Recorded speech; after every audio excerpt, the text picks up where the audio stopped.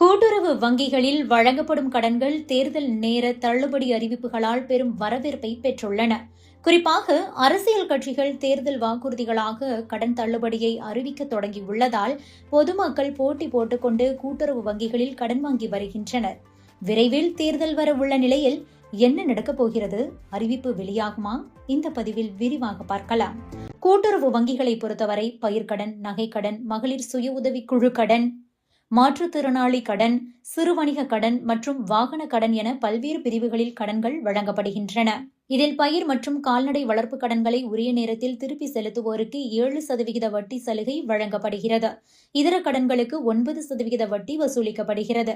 கடந்த 2021 தேர்தலில் திமுக அளித்த வாக்குறுதியின்படி நகை மற்றும் பயிர் கடன்கள் தள்ளுபடி செய்யப்பட்டதும் அதற்கான நிதி வங்கிகளுக்கு அண்மையில் முழுமையாக கிடைத்ததும் மக்களின் நம்பிக்கையை மேலும் அதிகரித்துள்ளது. தமிழகத்தில் இன்னும் 2 மாதங்களில் சட்டசபை தேர்தல் வரப்போகிறது.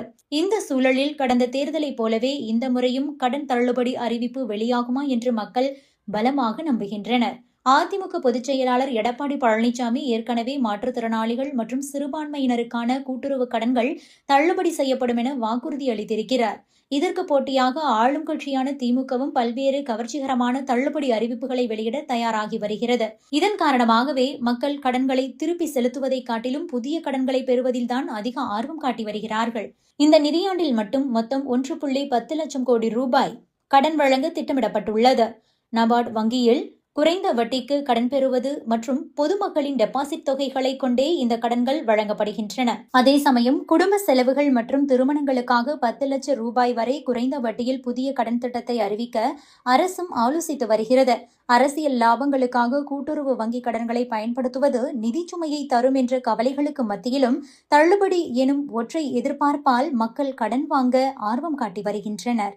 கடந்த ஆண்டு ஏப்ரல் முதல் டிசம்பர் வரையிலான 9 மாத காலத்தில் வழங்கப்பட்ட ஒட்டுமொத்த கடன் தொகை 85,000 கோடி ரூபாயாக உயர்ந்துள்ளது. இது முந்தைய ஆண்டின் இதே காலகட்டத்தோடு ஒப்பிடும்போது 13,000 கோடி ரூபாய் அதிகம் என்பதும் கவனிக்கத்தக்கது.